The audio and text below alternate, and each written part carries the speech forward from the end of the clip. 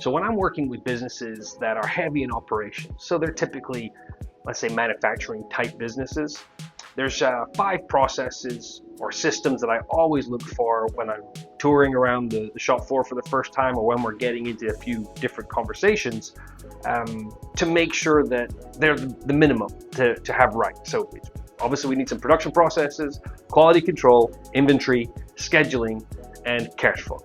Now, cash flow is the one that often isn't seen as much on the shop floor, but it's definitely felt through the impacts of work in progress, WIP, on the shop floor. So, going through those step by step is really important, just to see, how much is, these are tribal knowledge that's working through there. Is there actual systems and processes? Are they being measured, monitored? Do they have KPIs?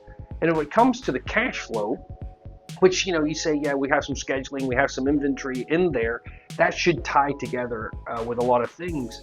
But having its own processes and systems when we specifically look at cash flow, because it is the number one reason why a lot of businesses just don't work out in the long run, right? Or why there's severe problems inside of the delivery, scheduling, quality control, other things that are going right down the path. Peeling back the layers of the onion, you often find that a lot of challenges come from cash flow. So when we're looking at cash flow, a few separate things are really important to look at. So, let's look at margins, right, inside of products. We can look at a product that we're selling. Maybe it's a build to print or something that we've been doing for a while, or maybe it's a new opportunity that we're looking at.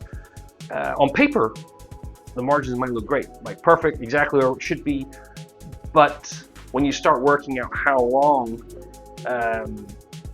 it's spending on the shop floor or in transit and other things, it can really add into it. I've had a project where we thought this was going to be a fantastic job. It was very high margins, higher than we typically got on these type of products. And we learned very quickly why we're allowed to get those type of margins, because we didn't make money. It had so many send out operations, and all these operations had a long days in queue. The amount of time that we tied up with our cash on this one product, at the end of the day, even though we looked like we were getting good margins, we didn't. We were running out of cash because this whole cycle just took far too long. So understanding that and having processes around it is very, very important. For the other 4 ones, production, we got to understand, do we have the output recorded, understood? We're looking at efficiencies, productivity, however we're looking at that. With quality control, are we finding any issues before final inspection or when it gets to the customer? We got to be looking at how to move that as far up, and then ultimately the behaviors of what's leading to some of those quality issues. Inside of inventory, the best test ever is, do you know what's in your books without walking out to the shop floor, right? Hey, do we know what inventory we really have, where it is, how long it's been sitting there, everything else? And then in scheduling, do we know what we're running for the next 2 weeks? I mean, that's hard sometimes to, in reality, on what we're doing, but what measure are we at? On time at operations, this is the plan, and then do we go execute it to it? But is the plan always the same, or the same that's needed for the next 2 weeks of rolling out? Going through these questions is a great eye-opener to a lot of folks, even with their own businesses. And no one's asked me that question, or that is a good point. Let's look at how we can kind of go through some of these things. So what do we do? We might be missing some of these, might be very obvious, or we might have some, but there's a lot of stuff that we can work on. My favorite method is pretty simple.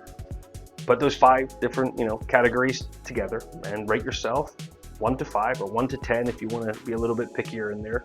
10 being absolutely perfect, everything's documented. You don't need to be there. Someone else can just understand and run through all the documents that you have and systems that you have and run a company that's doing exactly what it should do. And 0 is there's nothing there at all. Rate yourselves from 1 to 10 to 1 to 5 throughout those things. And the lowest one, work on that one first.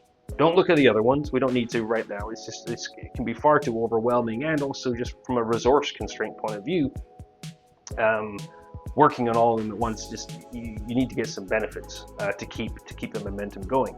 Now, The one caveat would be if you scored yourself very low inside of cash flow, that is, or maybe it wasn't quite as low, but it was lower than maybe some of the others.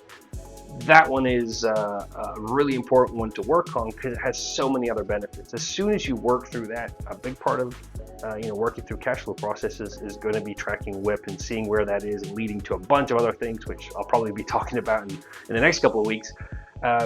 But it has so many other benefits with everything else as well, because it is kind of like a master control system over the entire business. If the business is getting taken care of by the employees and the team that's there, then that business is going to take care of you. But we need to have a process and systems in place to make sure that really happens. So if you have scored yourself and you found one of those that you want to talk about and kind of dig in a little bit more, pick my brain and see what we could do to increase those scores, or you're struggling with the scoring in the first place. Like, yeah, I understood what you said, Andrew, but I really don't know where to get started. Absolutely reach out to me. You can find me at ActionHTX.com. Reach out, book an appointment, get some time on my calendar, and we can absolutely go through some of those basic starting blocks. Or maybe you have a lot of the systems in place and you want to figure out what the next step is, or how do we grow and get some of that continuous improvement. That might be, the sixth process to put into there. How do we do that inside of our business as well? I'm Andrew Buchan, your Business Accelerator.